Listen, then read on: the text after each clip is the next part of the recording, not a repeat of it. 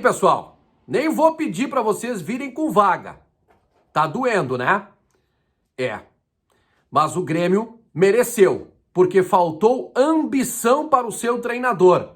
Uma derrota de 4-0 com requintes de crueldade. Renato embrulhou o Filipão, o maior ídolo da história do Grêmio, sorri na arena com um 4-0 contra o Grêmio. Segundo tempo inteiro com um jogador a mais. A análise a partir de agora aqui no canal do Vaguinha. Vem com vaga, vai ser baixinho. Vem com vaga, like. E era isso. Bom, é preciso a gente entender o contexto, tá? Primeiro, vamos fazer uma avaliação do que foi o primeiro tempo. O Grêmio muito bem montado, muito bem estruturado, bem protegido, né? Seu sistema defensivo. Flamengo com pouquíssimas ações ofensivas. Filipão leu muito bem o jogo no seu início e o Grêmio teve oportunidades, principalmente com o Alisson, num tabelamento com o Borja, né? Ele toca no Borja, recebe na frente de primeira o passe do colombiano e dá um biquinho para fora. A grande chance que o Grêmio teve no primeiro tempo, o Grêmio controlou o jogo, o Flamengo não teve uma grande oportunidade, foram chutes assim do Arrascaeta para fora, depois do Everton Ribeiro também para fora, e assim, o Grêmio teve o controle, o Grêmio teve o domínio, o Grêmio esteve mais perto do gol do adversário, esteve mais perto do gol na primeira etapa. E no final tem uma expulsão, né? O Grêmio perde o Douglas Costa com uma lesão, preocupa aí para a sequência do Grêmio na temporada.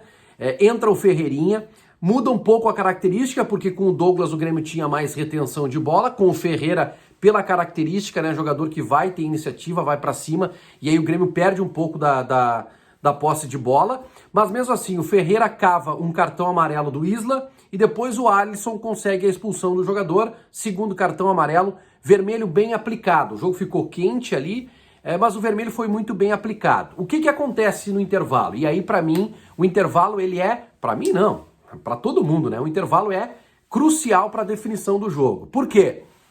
De um lado, um técnico vai para o vestiário com um jogador a mais e não promove nenhuma mexida. Mantém a estrutura com 3 volantes, respeitando de forma demasiada o Flamengo. Nós estamos falando de um técnico que conhece a história do Grêmio, um técnico multicampeão que ficou com medo do Flamengo. Ficou com medo do Flamengo com 10 em campo.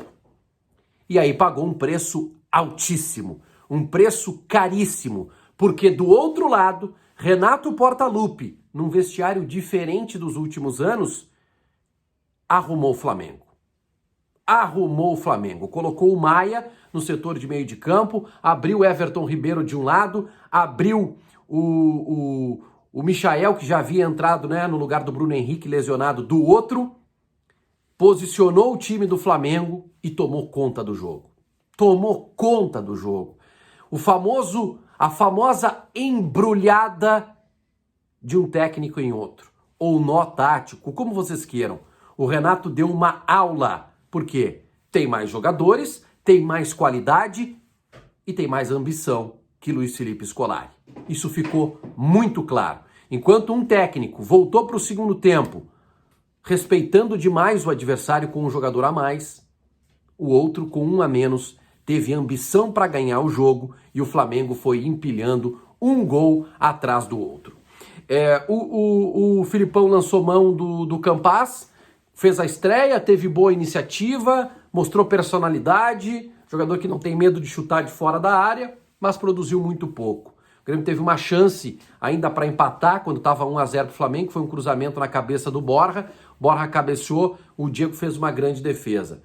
Depois disso, o Diego Souza entrou um pouco mais recuado, não funcionou essa ideia do Filipão, e o Flamengo continuou em cima, com a ambição do seu treinador.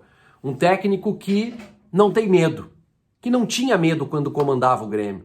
Ele perdia jogos, mas perdia atacando.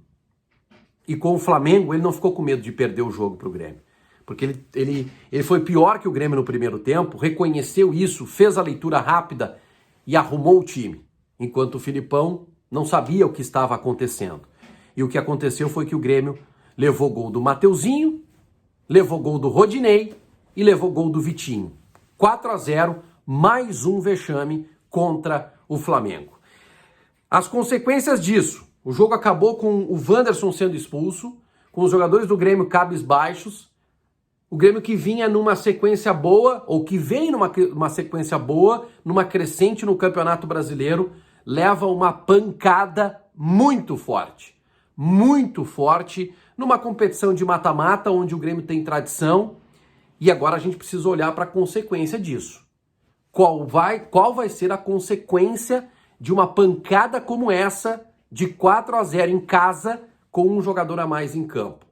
Qual vai ser a consequência disso no Campeonato Brasileiro? Jogo contra o Flamengo, daqui a 2 quartas-feiras. O que o Grêmio vai fazer nesse jogo? Não sei.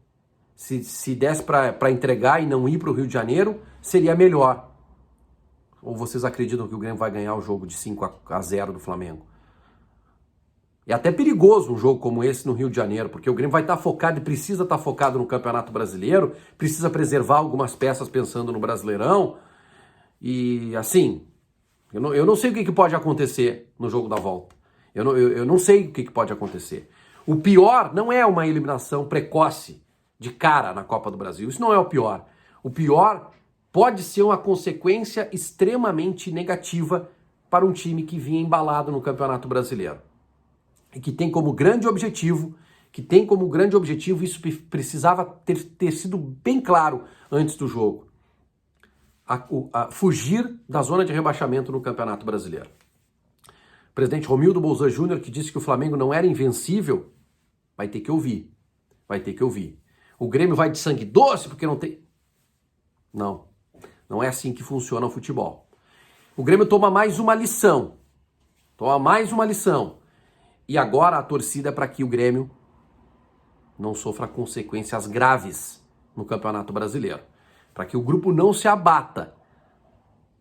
Levante a cabeça e entenda que o grande campeonato esse ano é escapar da zona de rebaixamento. Não dá para sonhar sequer com uma vaga na pré-Libertadores. Não. O grande título do Grêmio na temporada vai ser escapar. E só isso. E nada mais. E ver quem é que se salva pensando na temporada de 2022. Que derrota forte! É doído pro torcedor do Grêmio, né?